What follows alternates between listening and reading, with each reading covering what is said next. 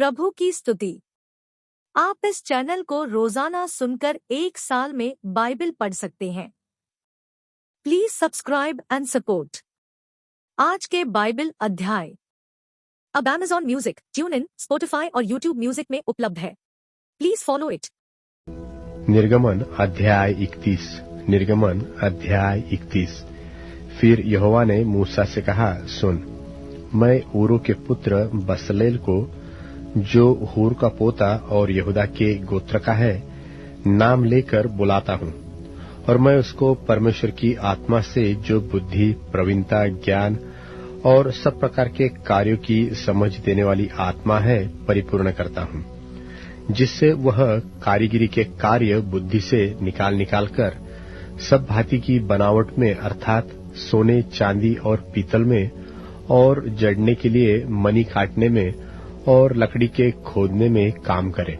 और सुन, मैं दान के गोत्र वाले अहीसामक के पुत्र ओहोलीआब को उसके संग कर देता हूँ, वरन जितने बुद्धिमान हैं उन सबों के हृदय में मैं बुद्धि देता हूँ, जिससे जितनी वस्तुओं की आज्ञा मैंने तुझे दी है उन सबों को वे बनाए, अर्थात मिलाप वाला तंबू, साक्षी पत्र का संदूक और उस पर का प्रायश्चित वाला ढकना, और तंबू का सारा सामान और सामान सहित मेज और सारा सामान समेत चोखे सोने की दीवट और धूप वेदी और सारे सामान सहित होम वेदी और पाए समेत हौदी और काढ़े हुए वस्त्र और हारून याजक के याजक वाले काम के पवित्र वस्त्र और उसके पुत्रों के वस्त्र और अभिषेक का तेल और पवित्र स्थान के लिए सुगंधित धूप, इन सबों को वे उन सब आज्ञाओं के अनुसार बनाए जो मैंने तुझे दी है। फिर यहोवा ने मूसा से कहा, तू इस्राएलियों से यह भी कहना कि निश्चय तुम मेरे विश्राम दिनों को मानना, क्योंकि तुम्हारी पीढ़ी पीढ़ी में मेरे और तुम लोगों के बीच यह एक चिन्ह ठहरा है, जिससे तुम यह बात जान रखो कि यहोवा हमारा पवित्र करने हारा है। इस कारण तुम विश्राम दिन को मानना, क्योंकि वह तुम्हारे लिए पवित्र ठहरा है। जो उसको अपवित्र करे वह निश्चय मार डाला जाए। जो कोई उस दिन में कुछ कामकाज करे वह प्राणी अपने लोगों के बीच से नाश किया जाए। 6 दिन तो कामकाज किया जाए, पर 7वां दिन परम पवित्र का दिन और यहोवा के लिए पवित्र है। इसलिए जो कोई विश्राम के दिन में कुछ कामकाज करे वह निश्चय मार डाला जाए। सो इस्राएली विश्राम दिन को माना करे, वरन पीढ़ी पीढ़ी में उसको सदा की वाचा का विषय जानकर माना करे। वह मेरे और इस्राएलियों के बीच सदा का एक चिन्ह रहेगा, क्योंकि 6 दिन में यहोवा ने आकाश और पृथ्वी को बनाया और 7वें दिन विश्राम करके अपना जी ठंडा किया। जब परमेश्वर मूसा से सीनै पर्वत पर ऐसी बातें कर चुका, तब उसने उसको अपनी उंगली से लिखी हुई साक्षी देने वाली पत्थर की 2 तखियां दी। निर्गमन अध्याय 32। निर्गमन अध्याय 32।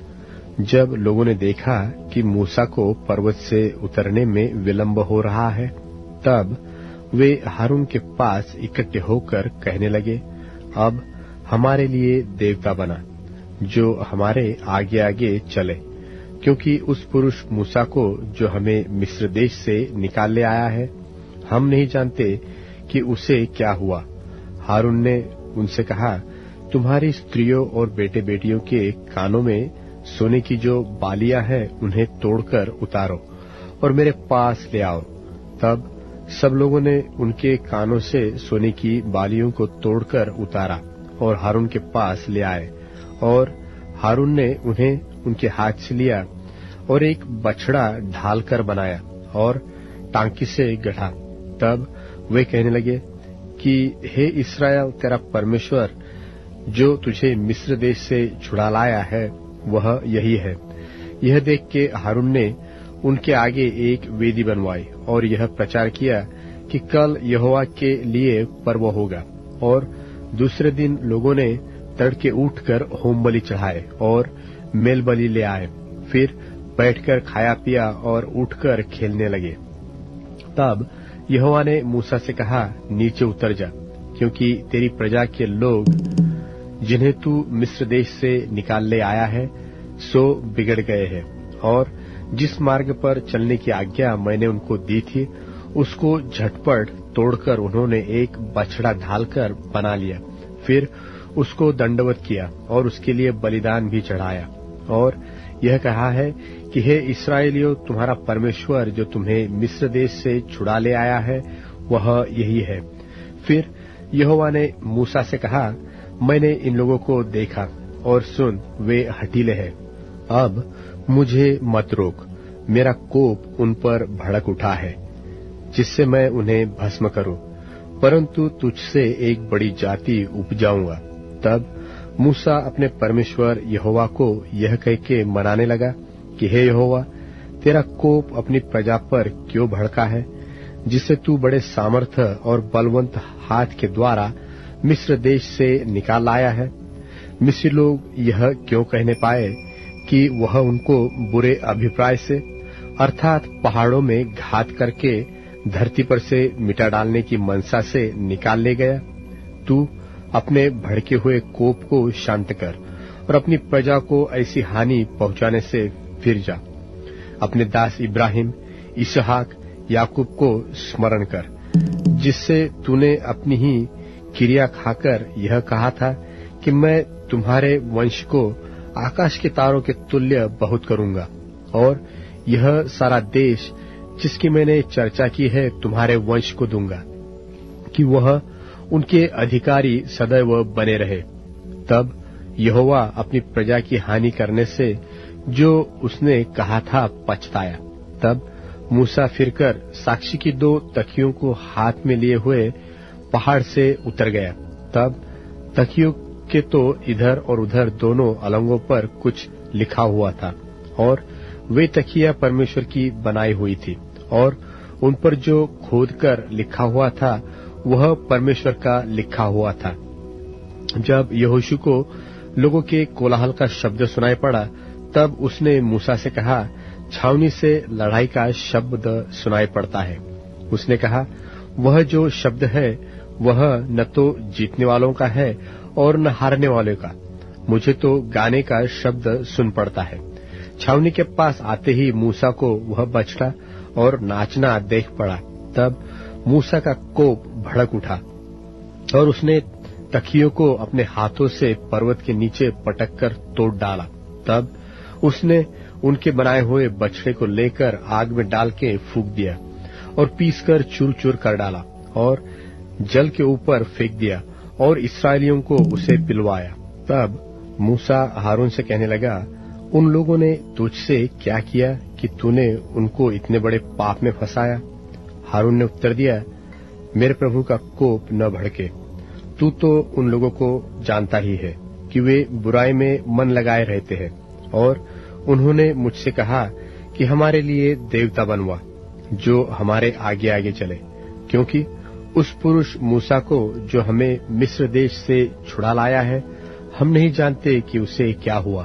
तब मैंने उनसे कहा, जिस जिसके पास सोने के गहने हो वे उनको तोड़कर उतार लाए, और जब उन्होंने मुझको दिया मैंने उन्हें आग में डाल दिया। तब यह बछड़ा निकल पड़ा। हारून ने उन लोगों को ऐसा निरंकुश कर दिया था कि वे अपने विरोधियों के बीच उपहास के योग्य हुए। उनको निरंकुश देखकर मूसा ने छावनी के निकास पर खड़े होकर कहा, जो कोई यहोवा की ओर का हो वह मेरे पास आए। तब सारे लेवीय उसके पास इकट्ठे हुए।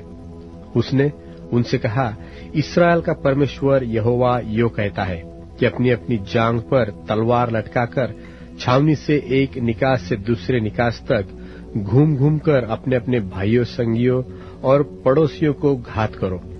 मूसा के इस वचन के अनुसार लेवियों ने किया, और उस दिन 3000 के अटकल लोग मारे गए।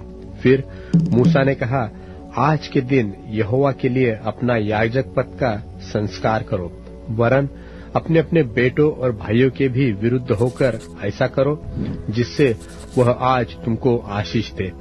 दूसरे दिन मूसा ने लोगों से कहा, तुमसे बड़ा ही पाप किया है। अब मैं यहोवा के पास चढ़ जाऊंगा। संभव है कि मैं तुम्हारे पाप का प्रायश्चित कर सकूं। तब मूसा यहोवा के पास जाकर कहने लगा कि हाय हाय, उन लोगों ने सोने का देवता बनवाकर बड़ा ही पाप किया है। तो भी अब तू उनका पाप क्षमा कर, नहीं तो अपनी लिखी हुई पुस्तक में से मेरे नाम को काट दे।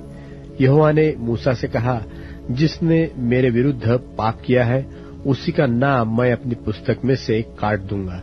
अब तो तू जाकर उन लोगों को उस स्थान में ले चल जिसकी चर्चा मैंने तुझसे की थी। देख, मेरा दूत तेरे आगे आगे चलेगा, परंतु जिस दिन मैं दंड देने लगूंगा उस दिन उनको इस पाप का भी दंड दूंगा। और यहोवा ने उन लोगों पर विपत्ति डाली, क्योंकि हारून के बनाए हुए बछड़े को उन्हीं ने बनवाया था। यूहन्ना रचित सुसमाचार 5वां अध्याय। इन बातों के पीछे यहूदियों का एक पर्व हुआ और यीशु यरूशलेम को गया। यरूशलेम में भेड़ फाटक के पास एक कुंड है जो इब्रानी भाषा में बेथस्दा कहलाता है, और उसके 5 ओसारे हैं। इनमें बहुत से बीमार, अंधे, लंगड़े और सूखे अंग वाले पानी के हिलने की आशा में पड़े रहते थे, क्योंकि नियुक्ति समय पर परमेश्वर के स्वर्गदूत कुंड में उतरकर पानी को हिलाया करते थे। पानी हिलते ही जो कोई पहले उतरता वह चंगा हो जाता था, चाहे उसकी कोई बीमारी क्यों न हो। वहां एक मनुष्य था जो 38 वर्ष से बीमारी में पड़ा था। यीशु ने उसे पड़ा हुआ देखकर और जानकर कि वह बहुत दिनों से इस दशा में पड़ा है, उससे पूछा, क्या तू चंगा होना चाहता है? उस बीमार ने उसको उत्तर दिया कि हे प्रभु, मेरे पास कोई मनुष्य नहीं कि जब पानी हिलाया जाए तो मुझे कुंड में उतारे, परंतु मेरे पहुंचते पहुंचते दूसरा मुझसे पहले उतर पड़ता है। यीशु ने उससे कहा, उठ, अपनी खाट उठाकर चल फिर। वह मनुष्य तुरंत चंगा हो गया और अपनी खाट उठाकर चलने फिरने लगा। वह सब्त का दिन था, इसलिए यहूदी उससे जो चंगा हुआ था कहने लगे कि आज तो सब्त का दिन है, तुझे खाट उठानी उचित नहीं। उसने उन्हें उत्तर दिया कि जिसने मुझे चंगा किया उसी ने मुझसे कहा, अपनी खाट उठाकर चल फिर। उन्होंने उससे पूछा, वह कौन मनुष्य है जिसने तुझसे कहा, खाट उठाकर चल फिर? परंतु जो चंगा हो गया था वह नहीं जानता था कि वह कौन है, क्योंकि उस जगह में भीड़ होने के कारण यीशु वहां से हट गया था। इन बातों के बाद वह यीशु को मंदिर में मिला। तब उसने उससे कहा, देख, तू तो चंगा हो गया है, फिर से पाप मत करना, ऐसा न हो कि इससे कोई भारी विपत्ति तुझ पर आ पड़े। उस मनुष्य ने जाकर यहूदियों से कह दिया कि जिसने मुझे चंगा किया वह यीशु है। इस कारण यहूदी यीशु को सताने लगे, क्योंकि वह ऐसे ऐसे काम सब्त के दिन करता था। इस पर यीशु ने उनसे कहा कि मेरा पिता अब तक काम करता है और मैं भी काम करता हूँ। इस कारण यहूदी और भी अधिक उसे मार डालने का प्रयत्न करने लगे कि वह न केवल सब्त के दिन की विधि को तोड़ता, परंतु परमेश्वर को अपना पिता कहकर अपने आप को परमेश्वर के तुल्य ठहराता था। इस पर यीशु ने उनसे कहा, मैं तुमसे सच सच कहता हूँ, पुत्र आपसे कुछ नहीं कर सकता, केवल वह जो पिता को करते देखता है, क्योंकि जिन जिन कामों को वह करता है उन्हें पुत्र भी उसी रीति से करता है, क्योंकि पिता पुत्र से प्रीति रखता है। और जो जो काम वह आप करता है वह सब उसे दिखाता है, और वह इनसे भी बड़े काम उसे दिखाएगा, ताकि तुम अचंभा करो। क्योंकि जैसा पिता मरे हुओं को उठाता और जिलाता है, वैसा ही पुत्र भी जिन्हें चाहता है उन्हें जिलाता है। और पिता किसी का न्याय भी नहीं करता, परंतु न्याय करने का सब काम पुत्र को सौंप दिया है, इसलिए कि सब लोग जैसे पिता का आदर करते हैं वैसे ही पुत्र का भी आदर करें। जो पुत्र का आदर नहीं करता वह पिता का जिसने उसे भेजा है आदर नहीं करता। मैं तुमसे सच सच कहता हूँ, जो मेरा वचन सुनकर मेरे भेजने वाले की प्रतीति करता है, अनंत जीवन उसका है, और उस पर दंड की आज्ञा नहीं होती, परंतु वह मृत्यु के पार होकर जीवन में प्रवेश कर चुका है। मैं तुमसे सच सच कहता हूँ, वह समय आता है और अब है जिसमें मृतक परमेश्वर के पुत्र का शब्द सुनेंगे, और जो सुनेंगे वे जिएंगे, क्योंकि जिस रीति से पिता अपने आप में जीवन रखता है, उसी रीति से उसने पुत्र को भी यह अधिकार दिया है कि अपने आप में जीवन रखे। वरन उसे न्याय करने का भी अधिकार दिया है, इसलिए कि वह मनुष्य का पुत्र है। इससे अचंभा मत करो, क्योंकि वह समय आता है कि जितने कब्रों में हैं उसका शब्द सुनकर निकलेंगे। जिन्होंने भलाई की है वे जीवन के पुनरुत्थान के लिए जी उठेंगे, और जिन्होंने बुराई की है वे दंड के पुनरुत्थान के लिए जी उठेंगे। मैं अपने आप से कुछ नहीं कर सकता, जैसा सुनता हूँ वैसा न्याय करता हूँ, और मेरा न्याय सच्चा है, क्योंकि मैं अपनी इच्छा से नहीं परंतु अपने भेजने वाले की इच्छा चाहता हूँ। यदि मैं आप ही अपनी गवाही दूं तो मेरी गवाही सच्ची नहीं। एक और है जो मेरी गवाही देता है, और मैं जानता हूँ कि जो मेरी गवाही देता है वह सच्ची है। तुमने यूहन्ना से पूछवाया और उसने सच्चाई की गवाही दी है, परंतु मैं अपने विषय में मनुष्य की गवाही नहीं चाहता। तो भी मैं ये बातें इसलिए कहता हूँ कि तुम्हें उद्धार मिले। वह तो जलता और चमकता हुआ दीपक था, और तुम्हें कुछ देर तक उसकी ज्योति में मगन होना अच्छा लगा, परंतु मेरे पास जो गवाही है वह यूहन्ना की गवाही से बड़ी है, क्योंकि जो काम पिता ने मुझे पूरा करने को सौंपा है, अर्थात यही काम जो मैं करता हूँ, वे मेरे गवाह हैं कि पिता ने मुझे भेजा है, और पिता जिसने मुझे भेजा है उसी ने मेरी गवाही दी है।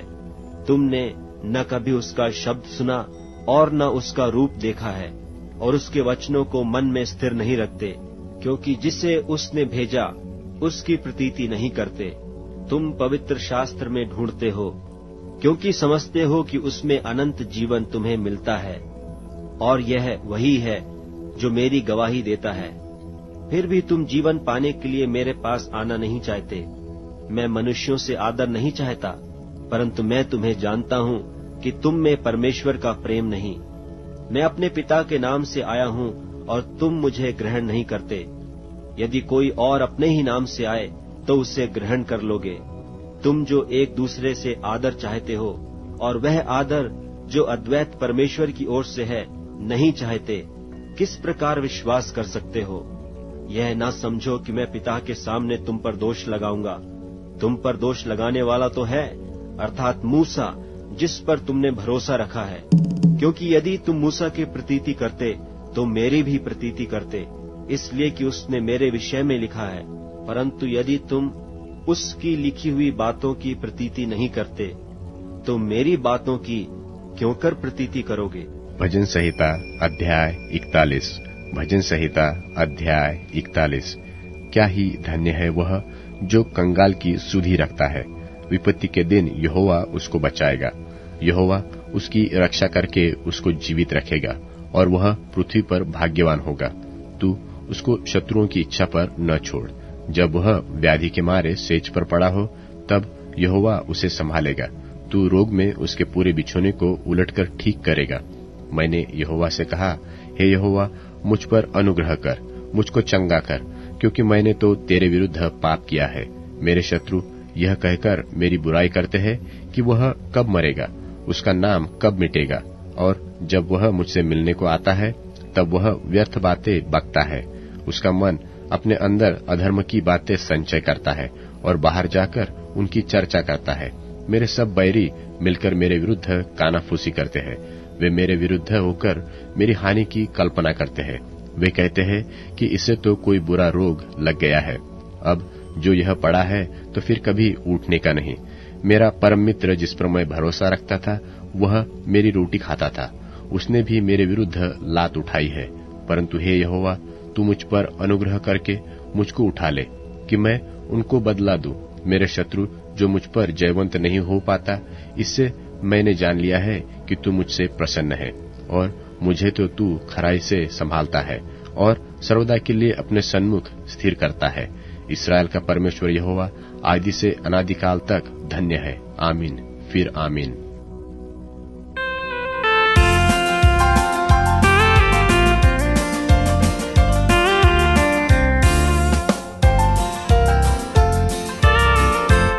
Pressing on the upward way, new heights I'm gaining every day. Still praying as I onward bound. Lord, plant my feet on higher ground. Lord, lift me up and let me stand by faith on heaven's stable land, where love and joy and light abound. Lord, plant my feet on higher ground. I want to live above the world, though Satan's darts at me are hurled. For faith has caused the joyful sound, the song of saints on higher ground. Lord, lift me up and let me stand by faith on heaven's stable land, where love and joy and light abound. Lord, plant my feet on higher ground. Lord, lead me up the mountainside I dare not climb without my guide, and heaven gate I'll gaze around with grateful heart from higher ground. Lord, lift me up and let me stand by faith on heaven's stable land, where love and joy and light abound. Lord, plant my feet on higher ground.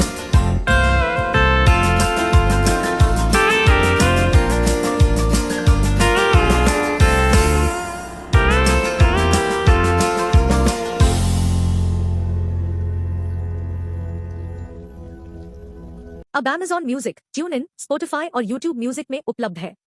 Please follow it.